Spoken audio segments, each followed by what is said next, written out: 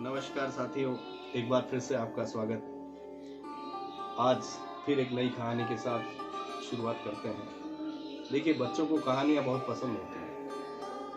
वो कहानियाँ सुनने में इतने मग्न हो जाते हैं कि उन्हें कुछ पता ही नहीं चलता। तो ऐसी एक कहानी लेकर आपके लिए फिर से मैं हाजिर हूँ। बात एक मंदिर से है।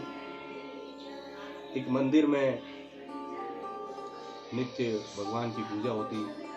वहाँ पर पुजारी जी रोज 2 अगरबत्ती जलाया करते थे। एक दिन दोनों अगरबत्ती आपस में कुछ गुफ्तगू करने लगी, बातचीत करने लगी। उनमें से जो पहली अगरबत्ती थी, उसने दूसरी अगरबत्ती से कहा कि सुन सखी, पुजारी जी हमें रोज जलाते हैं और हम रोज इसी तरह से जल जाते हैं, पर हमें यहाँ देखने वाला तो कोई है नहीं। भक्त दर्शन करने आते हैं तो सबसे पहले देहली को धूप लगाते हैं, उसके बाद मंदिर की घंटी बजाते हैं, उसके बाद प्रभु की मूर्ति को निहारते हैं, उनके श्रृंगार को देखते हैं और दीपक जलते हुए दीपक की आरती लेते हैं।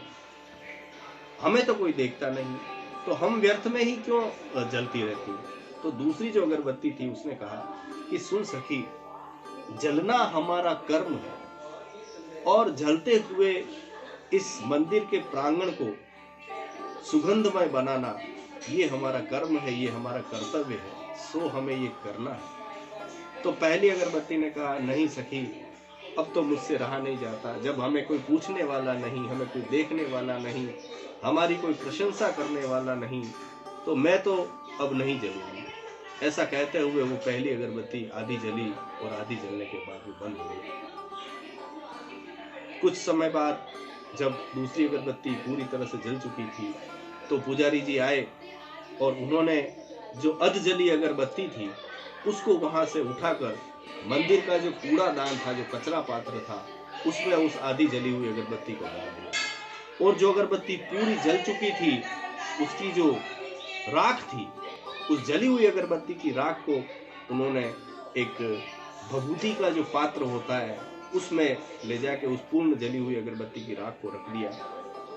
और तभी भक्त लोग आए और उन्होंने उस भभूत को अपने अंगूठे से लेकर अपने मस्तक पर लगाया भगवान के प्रसाद के स्वरूप में और उसको नमन किया। तो कहने का तात्पर्य यह है कि अगरबत्ती तो एकमात्र आपके सामने उदाहरण था कि किस प्रकार एक अगरबत्ती जो पूर्ण रूप से नहीं जली, उसने अपने कर्तव्यों का निर्वहन पूर्ण रूप से नहीं किया, तो उसे समाज के द्वारा किस तरह से तिरस्कृत होना पड़ा और उसे कचरा पात्र में स्थान मिला। जबकि दूसरी अगरबत्ती ने पूर्ण निष्ठा से, पूर्ण कर्तव्य के साथ अपने दायित्वों का निर्वहन किया, वो पूर्ण रूप से जल गई।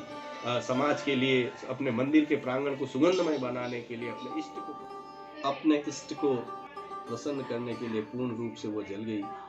तो कहने की महज यही बात है कि हमें अपने जीवन में अपने दायित्वों का, अपने कर्तव्यों का पूर्ण रूप से पालन करना चाहिए।